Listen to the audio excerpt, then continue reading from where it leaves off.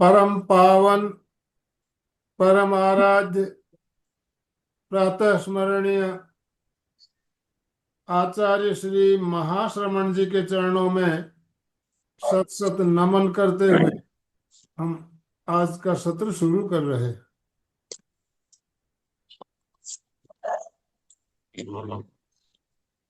त्रिपदी वंदना। वंदे अरहं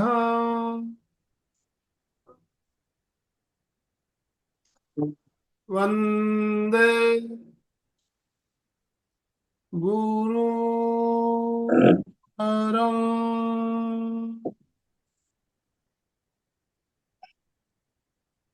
वंदे सत्यम।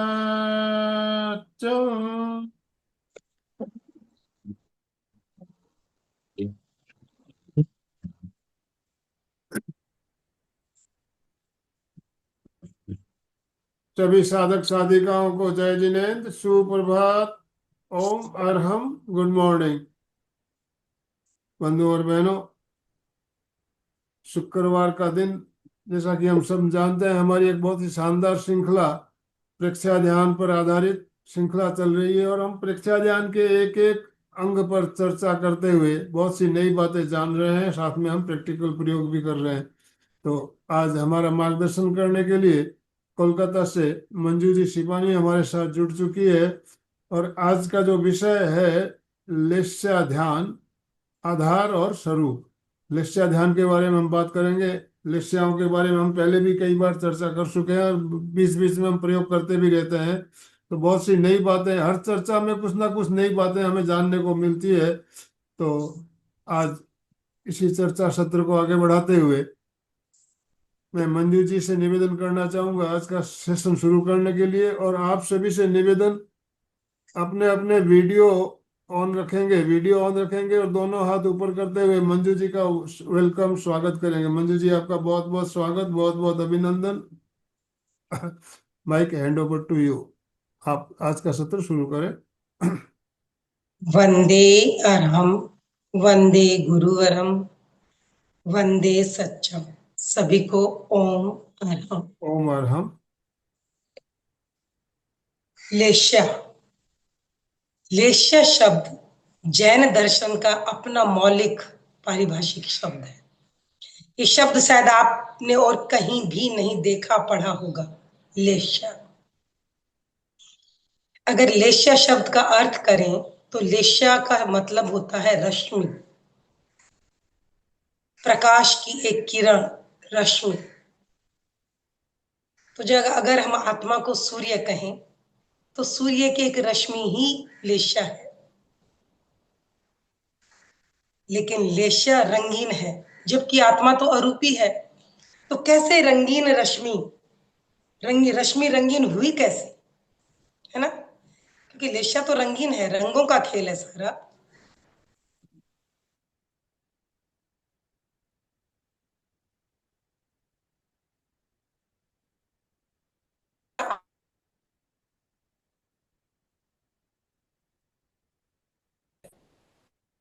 आपकी आवाज नहीं आ रही है मंजू जी, नेट की प्रॉब्लम के वजह से लग रहा है। अब आ रही है क्या? हाँ, अभी आए। आ रही है। Yes yes. तो लेश्या यानी रंगीन रश्मि। अगर आत्मा सूर्य है तो उसकी एक किरण है, लेश्या भी एक आत्मा की ही किरण है, लेकिन रंगीन। तो आत्मा तो अरूपी है, रंगीन कैसे हो सकती है? इसके बारे में हम आगे जानेंगे। पहले हम समझते हैं आधार क्या है। जैन दर्शन का आधार है भगवान महावीर की वाणी। भगवान स्वयं अभी हमारे समक्ष नहीं, लेकिन उनकी वाणी हमारे लिए प्रमाण है। उनकी वाणी ही हमारे धर्म दर्शन का आधार है। हमारा सबसे प्राचीन आगम है आचारांग। उसमें एक शब्द आया है अब ही लेश्य, यानी ये लेश्या से संबंधित है। इसके अलावा प्रज्ञापना सूत्र में भगवान महावीर ने कहा, हम अपनी लेशाओं को बदलकर अपने भावों को, अपने व्यक्तित्व को बदल सकते हैं। लेशा हमारे व्यक्तित्व का आईना है, दर्पण है। ये आधार है लेशा ध्यान का।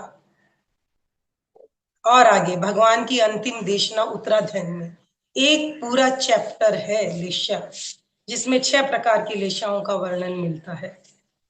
नंदी चूर्णी में, नंदी सूत्र की चूर्णी में रस्सी शब्द आया। रस्सी यानी रश्मि, रश्मि। रस्सी से लस्सी और लस्सी से लेशा, इस तरह से लेशा शब्द की उत्पत्ति हम मान लें। एक समीकरण बन गया, रस्सी लस्सी लेशा। लेशा यानी चेतना की रश्मि। ये है हमारी लेशा का आधार, हमारे जैन दर्शन का मौलिक सिद्धांत। अब आते हैं स्वरूप। लेशा क्या है? अगर आप जैन दर्शन का अध्ययन करते हैं तो आपको अच्छी तरह पता होगा कि जैन दर्शन में आप कुछ भी पढ़िए, उसको 2 भागों में डिवाइड कर दिया जाता है, द्रव्य और भाव। क्यों? हमारा जीवन आत्मा और पुद्गल का संयोग है ना। शरीर जहां पुद्गल है, वहीं चेतना आत्मा है। तो हमारे पास चैतन्य शक्ति है, विवेक शक्ति है, ज्ञान की शक्ति है, जानने की शक्ति है। ये आत्मा है, ये अरूपी है, इसमें कोई रूप रंग नहीं है। लेकिन ये शरीर, ये दृश्यमान है, पदार्थ है, वर्ण गंध रस स्पर्श सब है इसमें। तो जैन दर्शन इतनी सूक्ष्मता से हर चीज का विवेचन करता है, तो उसकी 2 दृष्टियां क्लियर है, द्रव्य और भाव। दूसरी दृष्टि से कहें तो निश्चय और व्यवहार। निश्चय जो वास्तविकता है, व्यवहार जो हम अभी अपने प्रेजेंट लाइफ में जिसे देख रहे हैं। क्योंकि प्रेजेंट को जाने बिना, प्रेजेंट हमारी वास्तविकता है, प्रत्यक्ष वास्तविकता हमारी प्रेजेंट ही है। अगर इसको नहीं डिफाइन कर पाए तो हम आगे की बात नहीं कर पाते हैं। तो निश्चय और व्यवहार कहूं, द्रव्य और भाव कहूं, ये सारे दृष्टिकोण हैं जीवन को समझने के। तो लेशा में भी अपवाद नहीं है। लेशा भी भगवान ने 2 प्रकार की बताई, द्रव्य लेशा, भाव लेशा। जिस रंगीन रश्मि का हम जिक्र कर रहे हैं, जिसे व्यवहारिक दृष्टि हम लेशा बता रहे हैं, वो है द्रव्य लेशा। भाव लेशा आत्मा का परिणाम। जहां भाव शब्द है वो आत्मा से जुड़ा हुआ है, क्योंकि अनुभव कौन कर रहा है? आत्मा। इस शरीर से आत्मा निकल जाए, फिर आप इसके साथ जो कुछ करिए, क्या ये प्रतिवाद करता है? नहीं, क्योंकि पता ही नहीं है उसमें शरीर को। शरीर थोड़ी जान रहा है कि मुझ में क्या हो रहा है, बिल्कुल नहीं जान रहा है शरीर उसमें क्या हो रहा है। जानने वाला तत्व तो आत्मा है। तो अगर लेशा की भी बात करें तो लेशा क्या है? हमारी आत्मा का परिणाम। कैसा परिणाम? आत्मा, आत्मा में जो अनुभूति है, उस अनुभूति को हम कहते हैं भाव। और वो निरंतर बदल रही है। आप देखोगे कभी किसी भाव में रहते हैं, कभी किसी भाव में, कभी कुछ, कभी कभी कुछ जान रहे होते हैं। आत्मा के भी 8 प्रकार बताए हैं ना, द्रव्य आत्मा, कषाय आत्मा, ज्ञान आत्मा, दर्शन आत्मा, है ना। तो इस तरह आत्मा की ये पर्याय है। आत्मा इतने तरह की नहीं है। आत्मा जब जिस समय जिस योग से जुड़ी है, वो उसका भाव बन जाता है, वो उसका प्रकार बन जाता है। तो अगर लेशा की बात कहूं तो कषाय, लेशा के साथ योग और कषाय जुड़े हुए हैं। और कषाय जब आ गया तो मोहनीय कर्म की बात आ गई, है ना।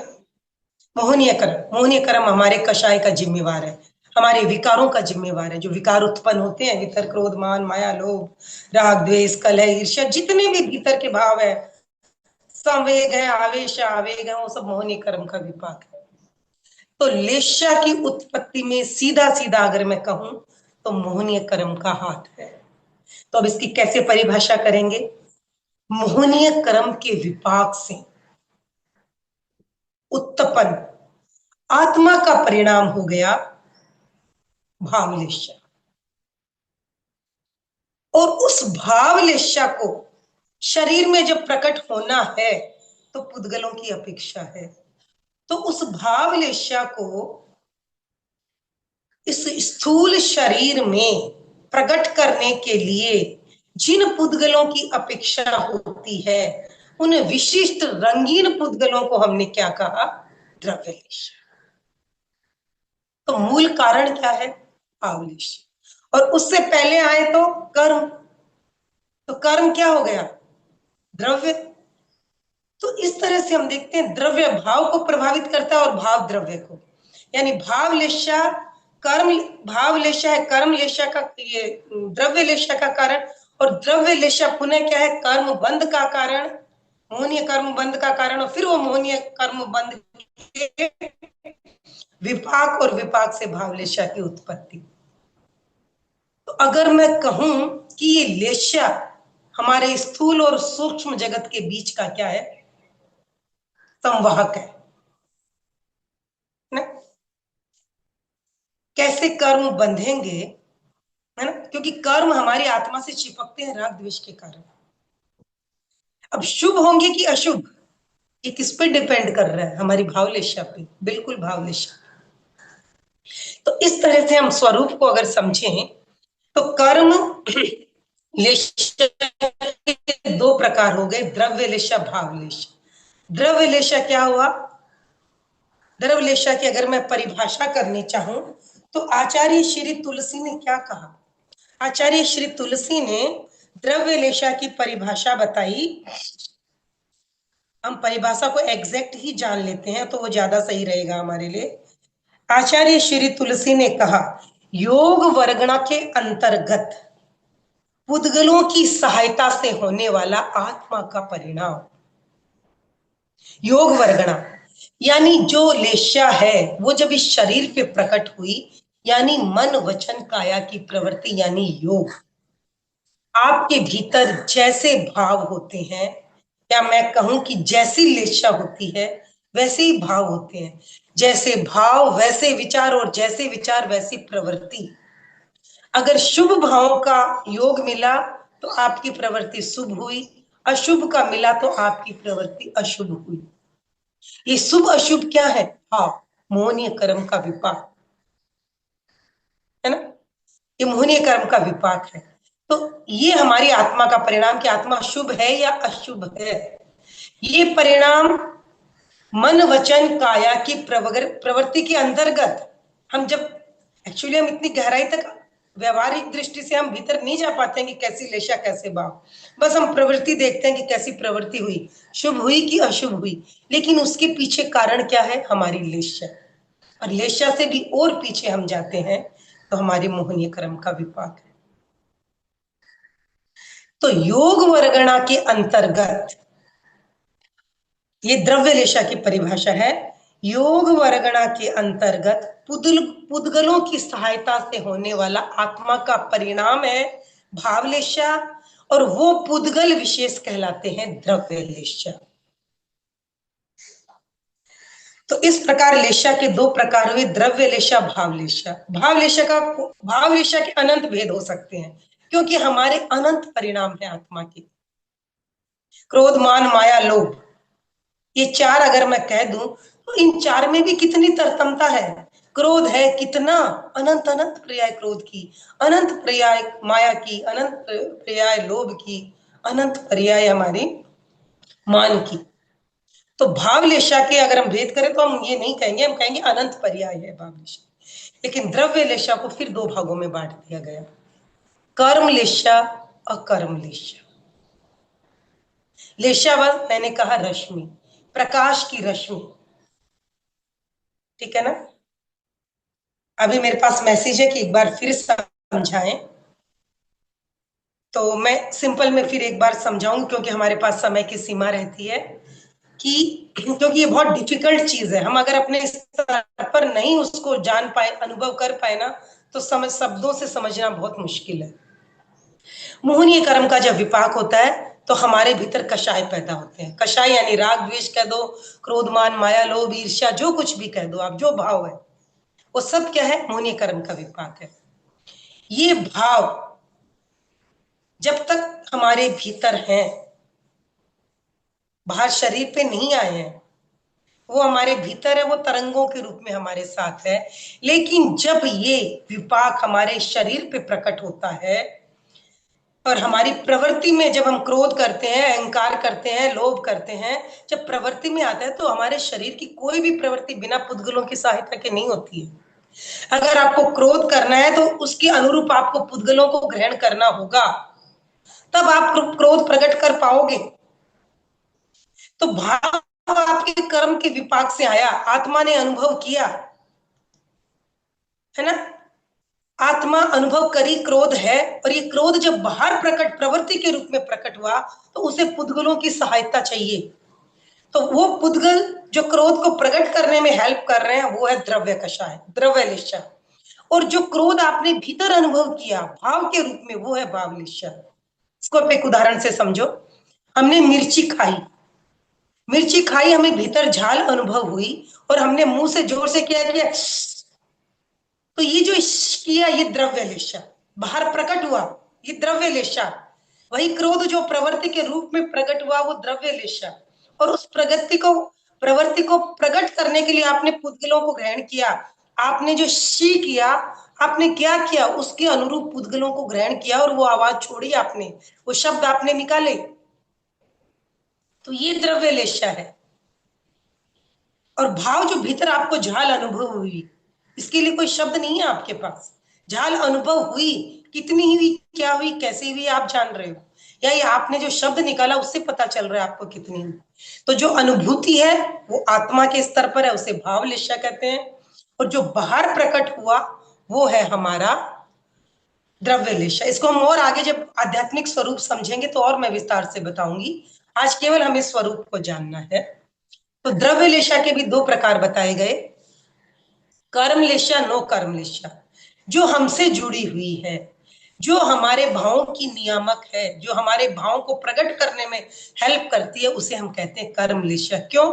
क्योंकि ये लिशा हमारे कर्मों के विपाक से प्रभावित है। और ये द्रव्य लिशाएं 6 प्रकार की बताई गई रंगों के अनुसार, क्योंकि द्रव्य है यानी पदार्थ। कोई भी पदार्थ है उसमें वर्ण, गंध, रस और स्पर्श होता ही है। तो हमने इसको रंगों के आधार पर ही क्यों बताया? क्योंकि रंग आप देख पाते हैं, है ना। पदार्थ का जो हमें सबसे ज्यादा प्रभावित करता है वो गुण है रंग, क्योंकि वो प्रत्यक्ष आपकी आंखों के सामने है। तो लेशा 6 प्रकार की बताएगी कृष्ण रंग के अनुसार। कृष्ण, नील, कपोत, तेज, पद्म और शुक्ल, ये 6 लेशाओं के 6 रंग हैं। और केवल रंग नहीं है, उनके रस, स्पर्श और गंध भी है। तो पहली 3 लेशाएं जिनके रंग भी क्या है, काला, नीला, ग्रीस, ये अप्रशस्त हैं, अशुभ है। क्यों है अशुभ, इसको आप आगे जाने।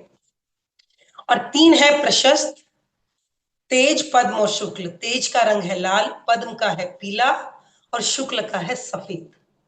ये 6 लेशाएं ये कर्मों से प्रभावित है होकर है, इसलिए इन्हें हमने कर्म लेशा कहा। दूसरी है नो कर्म लेशा। नो कर्म, कर्मों से कोई लेना देना नहीं। जैसे कि सूर्य का प्रकाश, उसके भी अपने रंग हैं, जो किरणें हैं। हम जो स्टोन पहनते हैं, हीरा, पन्ना, माणक, क्या है, इन सब में एक रश्मि है। क्या है ये नो कर्म लेशा। ये कोई कर्मों से प्रभावित नहीं है, ये उसका स्वभाव है, और उससे स्वभाव से ये लेशाएं बनी है। तो इनको हमने कह दिया नो कर्म लेशा।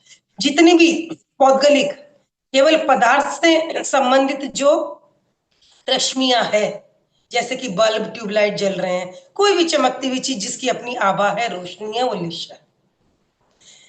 तो वो लिशाएं भी हमें प्रभावित करती हैं, बिल्कुल। आप किसी ज्योतिष के पास जाते हो, वो क्या कहता है, ये पत्थर पहनो, आपका ये ग्रह सही होगा, और होता है। क्योंकि हमारी जो ये पत्थर पहनते हैं, ये बाहर से रश्मियों को खींचते हैं, और ये रश्मियां हमारे जीवन को प्रभावित करती है। इसी पे लिशा ध्यान टिका है। ये हमारे भाव को बदलती हैं, और भाव से हमारे विचार और व्यवहार, प्रवृत्ति। और जब हमारा काम बदल गया तो हमारा जीवन बदल जाएगा, व्यक्तित्व बदल जाएगा। अब पहले हम कर्म लेशा को समझते हैं, जो वास्तव में हमारे जीवन का आधार है, हमारे व्यक्तित्व का आधार है। कृष्ण लेशा का रंग है काजल से भी काला, है ना। अब इसका रंग है तो निश्चित रूप से इसमें क्या होगी, गंध भी होगी। इसकी गंध इतनी गंदी कि उससे गंदा और कुछ नहीं है इस जगत में। उपमा दी गई है मृत सर्प के में जो गंध आती है, हालांकि मैंने कभी नहीं उस गंध को अनुभव किया है, लेकिन कहते हैं इतनी भयंकर बदबू कि लोगों को कितने दूर तक वो गंध आ जाती है और लोग हट जाते हैं वहां से। इसका स्पर्श क्या है, खुरदुरा। खुरदुरा कहते हैं, खुरदुरे का अगर सबसे ज्यादा खुरदुरा है तो गाय की जीभ, इतना खुरदुरा इसका स्पर्श है लेशा का। ये लेशा नौ बिल्कुल पौद्गलिक है और हमारे साथ है। और इसका स्वाद है नीम से भी कितना ही अधिक कड़वा। तो सोचिए, और ऐसे व्यक्ति का स्वभाव कैसा होता है, क्रूर और हिंसक। मैं इसकी अगर उपमा दूं तो जो आतंकवादी हम आजकल सुनते हैं, किस तरह हिंसा, किस तरह वो, आजकल हम इस रूप को बहुत आसानी से देख सकते हैं। जिस तरह से आतंकवाद चल रहा है, अनाचार चल रहा है, अत्याचार चल रहा है, ऐसे व्यक्तियों की लिशा कृष्ण लिशा है। दूसरा आता है नील। नील यानी नीला। जो ये अप्रशस्त लेशाएं, इनका रंग चमकीला नहीं होता है। अगर यही रंग चमकीले हैं तो वो अच्छे हैं, लेकिन ये चमकीले नहीं, बिल्कुल मटमैले और गंदे रंग होते हैं अप्रशस्त लेशा के। नील का रंग है नीला, है ना। ये भी अगर स्पर्श, रस और ये गंध कहूं तो कृष्ण लेशा से थोड़े कम, लेकिन वैसे ही अशुभ है। और इस स्वभाव का व्यक्ति अति कुटिल, निर्लज, जिसे पाप करके भी कोई शर्म नहीं। ठीक है, हिंसा के मामले में कृष्ण से थोड़ा कम होता है, लेकिन कुटिल, कुटिल होता है, बहुत दुराचारी होता है, निर्लज होता है, धर्म से कोई दूर दूर का लेना देना नहीं। इसके बाद आती है कापोत। कापोत यानी कबूतर का रंग, ग्रे। ये भी मटमैला रंग, ये भी अशुभ है, फिर भी इन दो लेशाओं से कम। पर इस स्तर के व्यक्ति क्रिया से नहीं, भावों से बहुत गलत होते हैं। मायावी, छल कपट, कथनी कुछ कहनी कुछ, स्थूल हिंसा, जैसे मैं कहूं कि क्रूरता नहीं होती, लेकिन छल कपट भरा हुआ होता है, माया, कथनी करने की भिन्नता। इसके बाद आ जाती है तीन प्रशस्त लेशा है, तेजोलेशा। जब व्यक्ति विनम्र हो जाता है, रिजु हो जाता है, धर्मानुरागी हो जाता है, जब उसे धर्म अच्छा लगने लगता है। उसके बाद और आगे बढ़े, पद्मलेशा। व्यक्ति धर्म का आचरण करना शुरू कर देता है, उसके भाव पवित्र होने शुरू हो जाते हैं। और आगे बढ़े, शुक्ल लेशा, चमकता हुआ सफेद रंग, निर्विकार, कषाय बिल्कुल नहीं के बराबर, मंद कसाय, चाहे उपशम है चाहे क्षय हो, मंद कसाय वाला, आत्मानुरागी। तो अगर हम इस लेशाओं को समझ लें, और एक बात और बता दूं, ये छहों की छहों लेशाएं हम में है। मनुष्य छहों लेशाएं पाता है, और अगर मनुष्य पुरुषार्थ करे तो वो अंतिम शुक्ल लेशा प्राप्त कर शुक्ल ध्यान को उपलब्ध होके अपने आप को मोक्ष में ले जा सकता है, अपनी आत्मा को कर्मों से मुक्त कर सकता है। क्यों? कर्म लेशा है, और भगवान महावीर ने कहा हम अपनी लेशाओं को बदल सकते हैं अपने शुभ भावों के द्वारा। तो ये आधार है हमारे लेशा ध्यान का। अगर प्रक्रिया बताऊं तो हम लेशा ध्यान में क्या करते हैं, ध्यान की पूर्व तैयारी एज इट इज कायोत्सर्ग, उसके बाद हम क्या करते हैं, हम करते हैं सबसे पहले, मैंने जैसे कहा, कर्मों का विपाक वैसी लेशा दिशा है। ये हमारे चारों ओर एक आभा मंडल का निर्माण करती है। आभा मंडल यानी रंगीन आवरण, हमारे चारों तरफ एक रंगीन पौद्गलिक आवरण है। इसकी और चर्चा हम आगे करेंगे। हम अपने आभा मंडल को रंगों के ध्यान के द्वारा बदल सकते हैं, क्योंकि हमारा जैसा आभा मंडल है उसी के अनुरूप हम पुद्गलों को ग्रहण करते हैं। वही पुद्गल हमारे भावों को निर्मित करते हैं स्थूल शरीर पर। वही पुद्गल हमारे कर्मों की रस को, कैसे हमारे हम जो कर्म बांध रहे हैं उनका रस कैसा होगा, इसको निर्धारित करते हैं। तो हम लेश्या ध्यान में सबसे पहले अपने चारों ओर प्रशस्त रंगों को कल्पना से देखते हैं। फिर उन रंगों को हम अपनी संकल्प शक्ति से भीतर ग्रहण करते हैं। जब हमने उन रंगों को भीतर ग्रहण किया, हमने अपने भीतर जो भाव अभी औदारिक शरीर में प्रकट नहीं हुए थे, केवल लेशा के स्तर पर थे, हमने उस लेशा को बदल दिया। जो कर्मों का विपाक आया, जो ऐसा अध्यवसाय आया, शुभ या अशुभ, वो अध्यवसाय के स्तर तक केवल तरंगे थी, वो सॉलिड नहीं हुए थे, केवल ऊर्जा थी, कोई भाव का निर्माण नहीं हुआ था तब तक। हमने अगर उन तरंगों को, जो रंगीन तरंगे थी, उनको, उन तरंगों को ही अगर हमने बदल दिया, तो अब जो हमारा आभा मंडल होगा वो भी अच्छा होगा, क्योंकि विकिरण अच्छा है।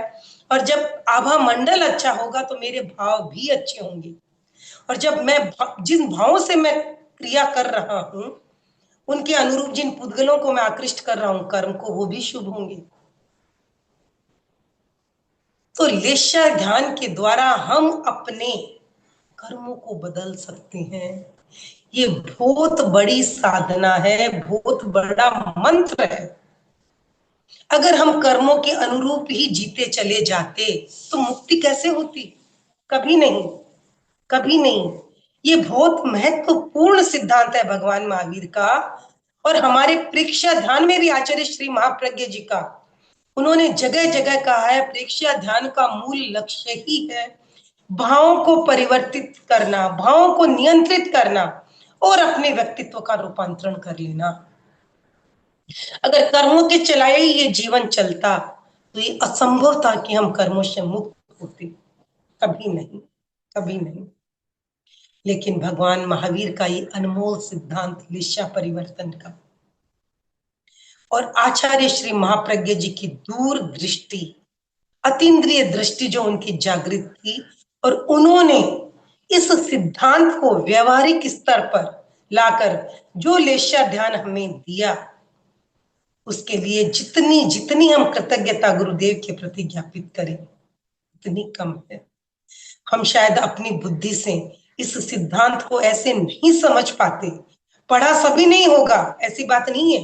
प्रज्ञापना सूत्र पढ़ा होगा, सुना होगा, जाना होगा, लेकिन जीवन में कैसे उतारें, ये आचार्य महाप्रज्ञ जी ने हमें जितनी आसान तरीके से, जितनी व्यवहारिक तरीके से हमें ये अनमोल अवदान दिया प्रेक्षा ध्यान, और उसमें भी लेशा ध्यान, हम उनके प्रति अनंत अनंत कृतज्ञता ज्ञापित करेंगे।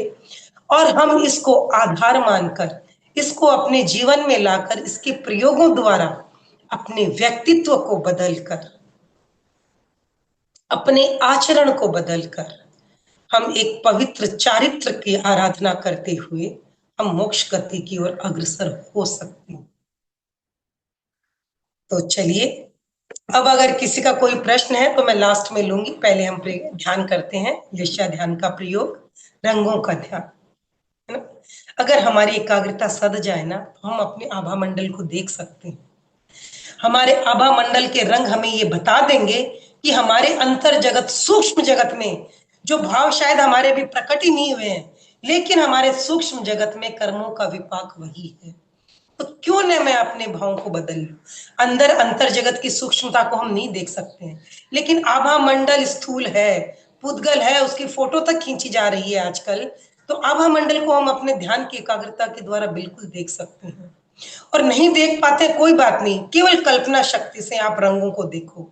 रंग नहीं भी देख पा रहे हो कोई बात नहीं, लेकिन आपके मन में ये भावना, ये संकल्प शक्ति दृढ़ होनी चाहिए कि हाँ, मैंने अगर कल्पना की है तो वो रंग मेरे चारों ओर उपस्थित है।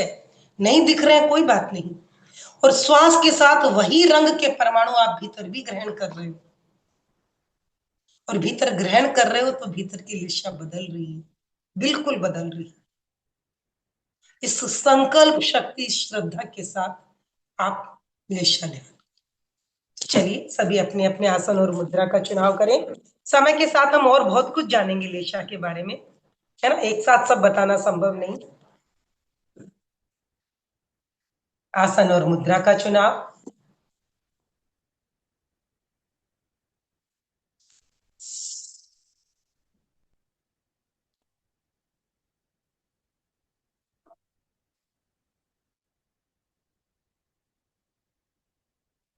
अपने दिमाग को बिल्कुल हल्का कर दें, इतना जो कुछ मुझसे सुना है बिल्कुल साफ कर दें, कुछ नहीं, बिल्कुल न्यूट्रल हो जाए। श्वास को और मंद कर लें ताकि विचार शांत हो। मंद कर लें। शरीर को शिथिल, बिल्कुल ढीला छोड़ दें।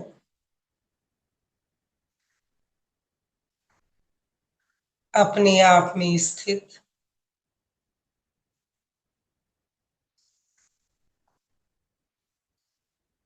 श्वास और मंद।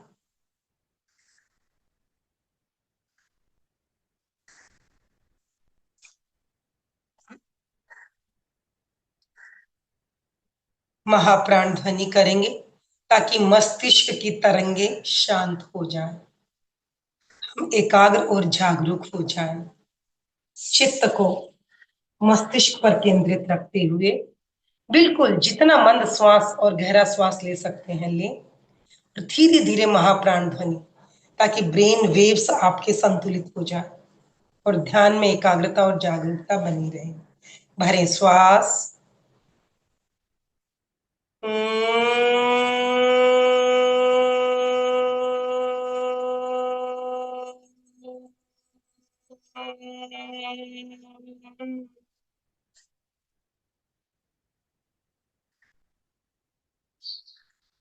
सभी स्वतः ही 9 बार करें और शांत हो जाएं अपनी अपनी रिदम में।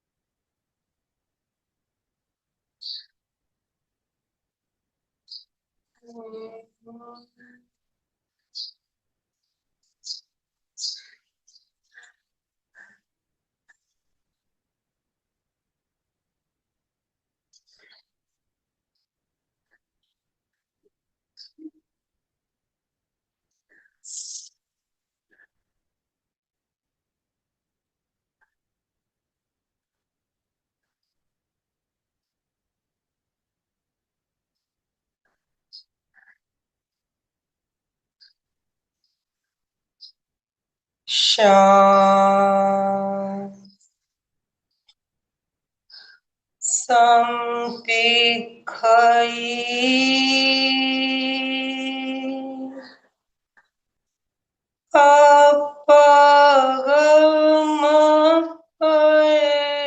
अपगमएणं।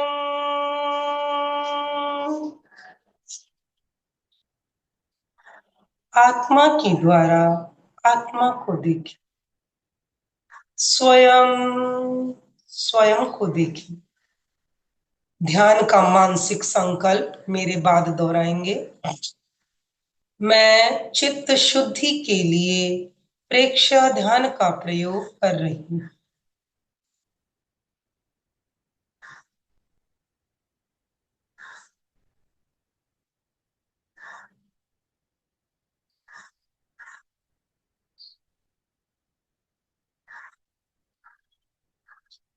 ध्यान का एक ही लक्ष्य है, चित्त शुद्धि।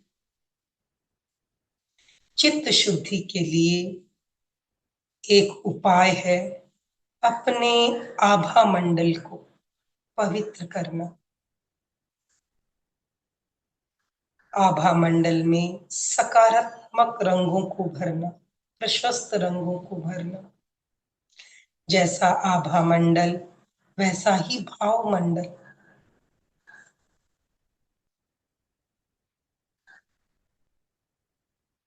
और जैसा भाव मंडल वैसा आभा मंडल। कायोत्सर्ग शरीर की स्थिरता और शिथिलता को साधे, प्रतिमा की भांति अडोल रहें, कोई हलन चलन नहीं। शरीर की स्थिरता ध्यान की पहली शर्त।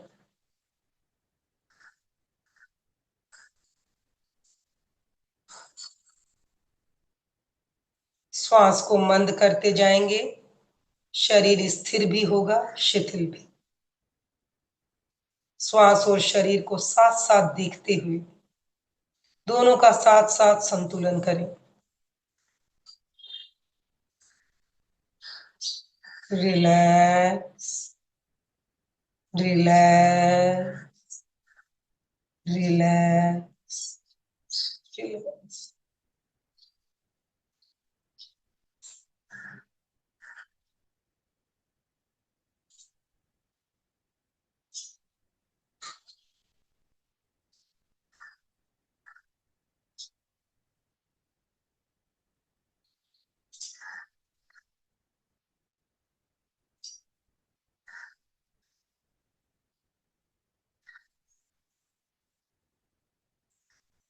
रिलैक्स। स्वयं स्वयं को देखें, शरीर स्थिर और शिथिल है क्या। स्वयं स्वयं को सुझाव देते रहें, शिथिल, शिथिल।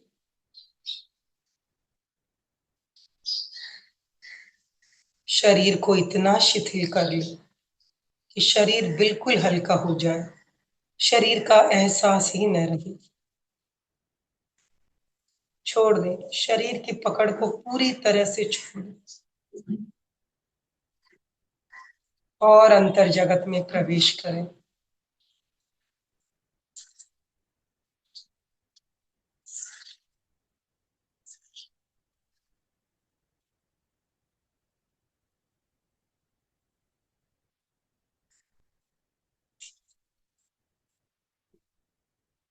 अपनी भावधारा को प्रशस्त करने के लिए चेतना के ऊर्ध्वरोहण के लिए अंतर यात्रा का प्रयोग करेंगे। चेतना की पूरी शक्ति को समेटकर शक्ति केंद्र पर ले जाएं। रीढ़ की हड्डी का निचला छोर शक्ति केंद्र।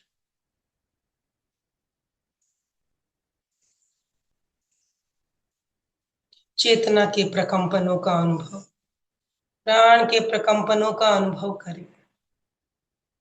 शक्ति केंद्र पर शक्ति का अनुभव, प्राण के प्रकंपनों का अनुभव।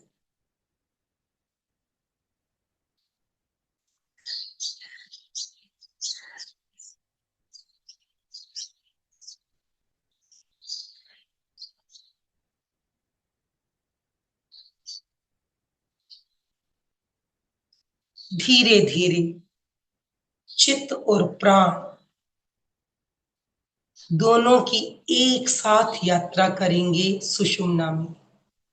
अपनी इस जागृत शक्ति को धीरे धीरे एक एक चैतन्य केंद्र को छूते हुए ऊपर ज्ञान केंद्र तक जाएंगे। सुषुम्ना में प्रकंपनों का अनुभव करेंगे। बिल्कुल धीरे धीरे शक्ति केंद्र से धीरे धीरे चित्त और प्राण की धारा को ऊपर उठाएं। स्वास्थ्य केंद्र,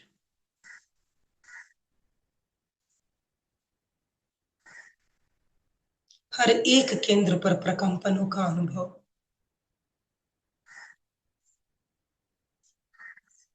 और ऊपर तेजस केंद्र, बिल्कुल धीरे धीरे गहरी एकाग्रता और पूरी जागरूकता के साथ प्रकंपनों का अनुभव। तेजस केंद्र से और थोड़ा धीरे धीरे सुषुम्ना के भीतर ऊपर उठें।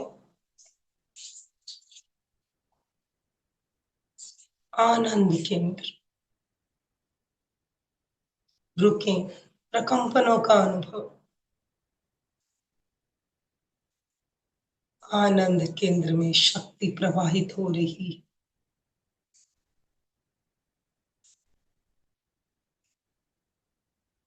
भावधारा प्रशस्त होती जा रही है। धीरे धीरे और ऊपर उठाएं चित्त को, साथ साथ प्राण की धारा भी बह रही है। धीरे धीरे रीढ़ की हड्डी का ऊपरी छोर, विशुद्धि केंद्र, कंठ के मध्य भाग से पीछे की ओर विशुद्धि केंद्र। भावधारा और निर्मल हो रही है। विशुद्धि केंद्र पर आते आते भावों के विकार दूर हो गए।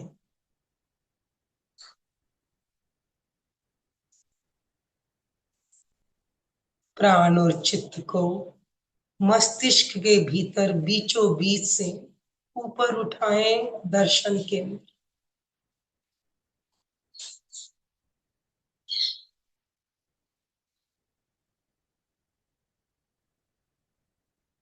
धीरे धीरे अंत अनुभव करें। अंतर्दृष्टि विकसित हो रही है। थोड़ा और ऊपर ज्योति केंद्र, शांति केंद्र, रुकें, प्रकंपनों का अनुभव करें।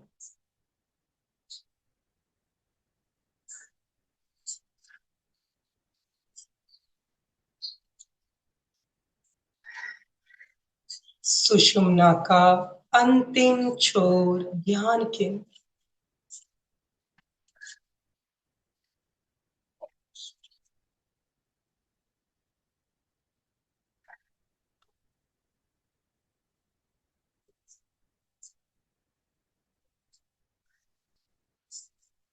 प्राण का प्रवाह, चेतना का प्रवाह ऊपर के केंद्रों की ओर हो गया है।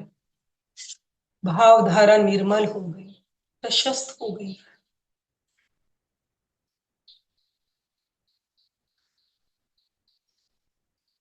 उन्हें ऊपर से नीचे और नीचे से ऊपर पूरी सुषुम्ना में चित्त और प्राण की यात्रा करें।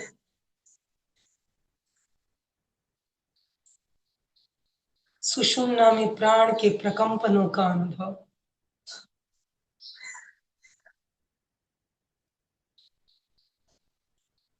चैतन्य के जागरण का अनुभव। पूरी सुषुम्ना प्रकंपित हो रही है, चेतना के प्रकंपनों से, प्राण के प्रकंपनों से।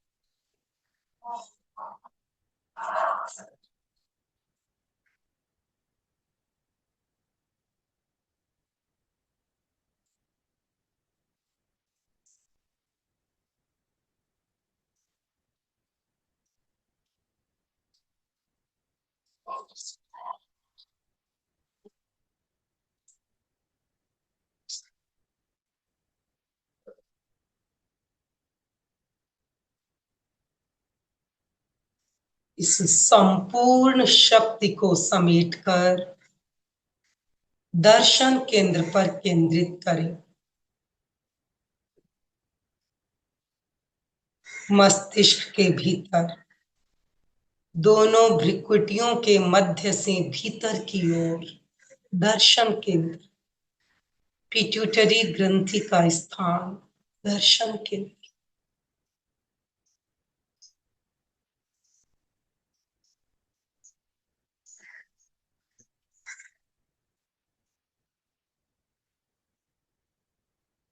दर्शन केंद्र पर चित्त को एकाग्र रखें, प्रकंपनों का अनुभव करें। दर्शन केंद्र जागृत है।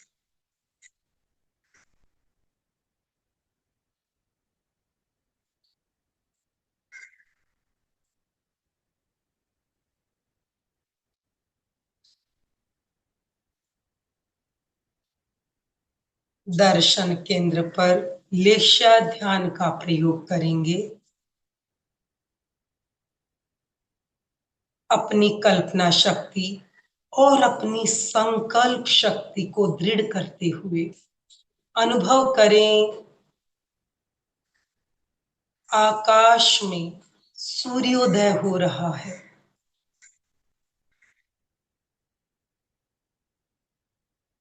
उगते हुए सूरज की चमकती हुई लालिमा चारों ओर फैली हुई है।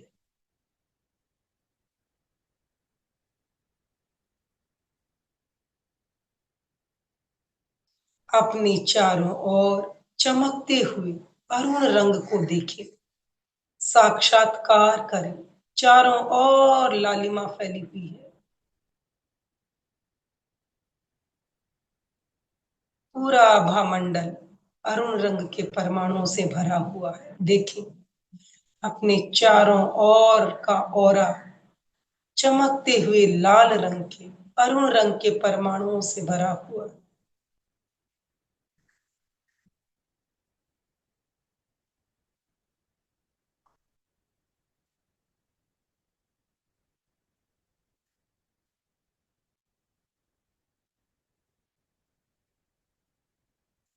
अनुभव करें, प्रत्येक श्वास के साथ अरुण रंग के परमाणु आपके भीतर प्रवेश कर रहे हैं।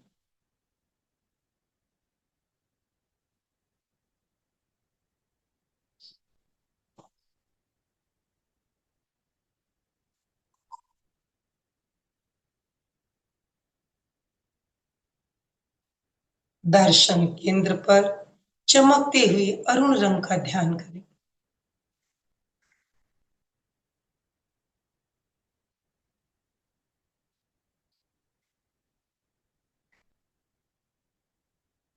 भीतर और बाहर केवल चमकता हुआ अरुण रंग।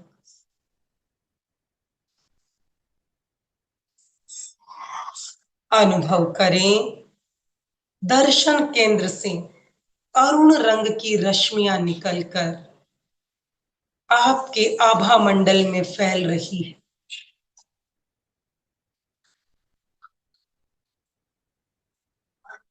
बाहर भीतर केवल चमकता हुआ अरुण रंग।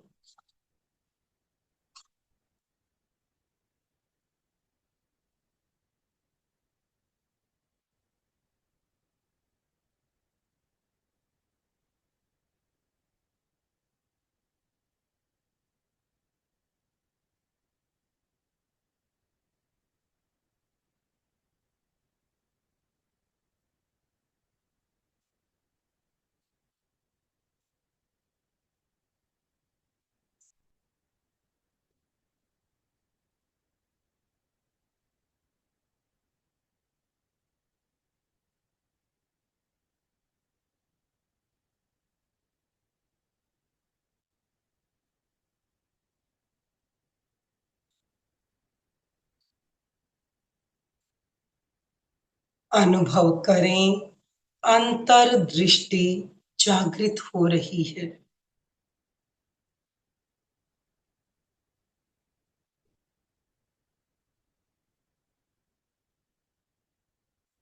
सम्यक दृष्टि पुष्ट हो रही है।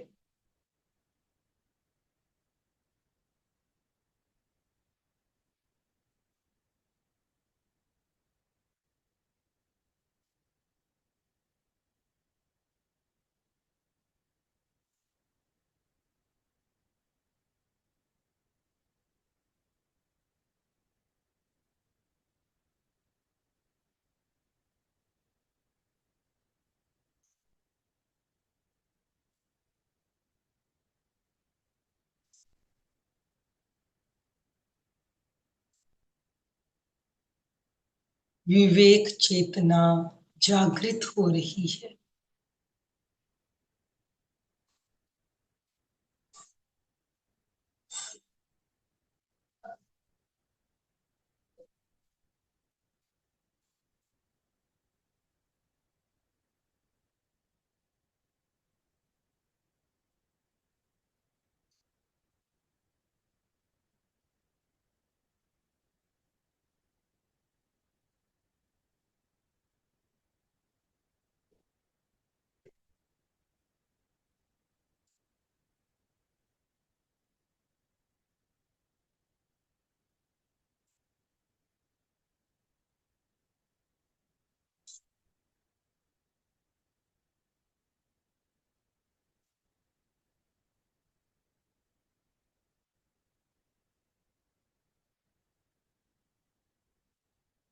तेजोलेशा पुष्ट हो रही है।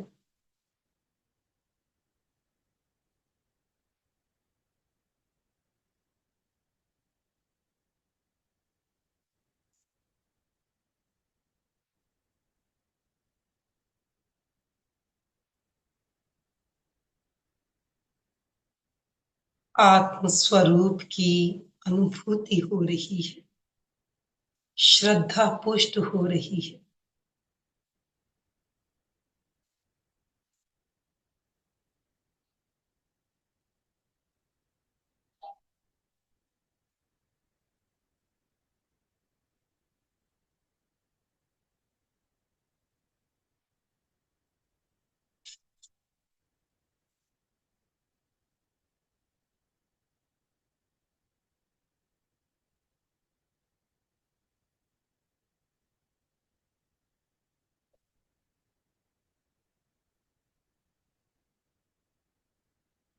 दृष्टिकोण सम्यक हो रहा है। मिथ्यात्व दूर हो रहा है।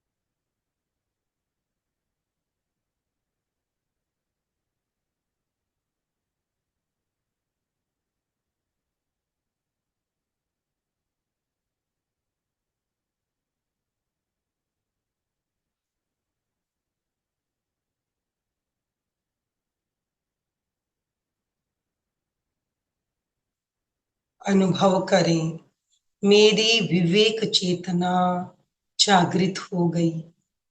मेरा दृष्टिकोण सम्यक हो गया है। मैंने जान लिया, मैं केवल ज्ञाता दृष्टा स्वरूप चैतन्य।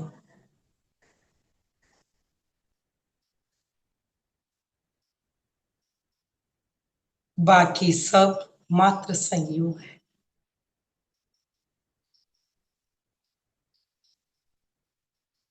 मेरी चेतना ही मेरा वास्तविक अस्तित्व।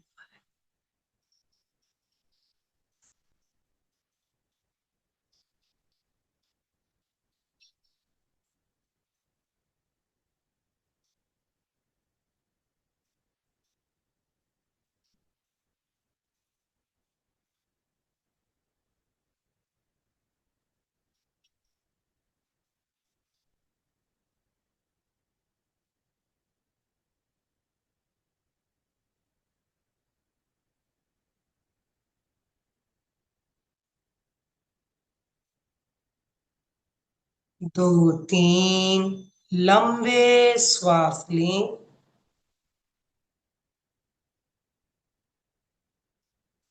आत्मानुभूति से भरे हुए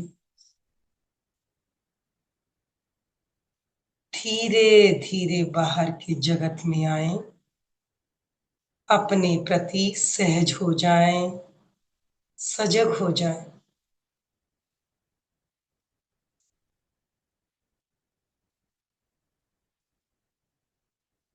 अपना सच में से जा, मैं तिंग भुए सुख पाए। स्वयं सत्य खोजें, सबके साथ मैत्री करें। आहं सुविज्जा चरणं पमोक्षं। दुख मुक्ति के लिए विद्या और आचार का अनुशीलन करें। दोनों हाथ जुड़े हुए, उन आत्माओं के प्रति पूर्ण समर्पण जो हमारी अपनी आत्मा का भी लक्ष्य है। अरहन्ते शरणं पवज्जामि, सिद्धे शरणं पवज्जामि, साहू शरणं पवज्जामि, केवलीपणतं धम्मं शरणं पवज्जामि। वंदनासन में आए। 3 बार ध्यान में अनुभूत सत्य को वंदन। सत्य को अनुभूत करने वाली स्वयं की आत्मा को वंदन। वंदे सत्यं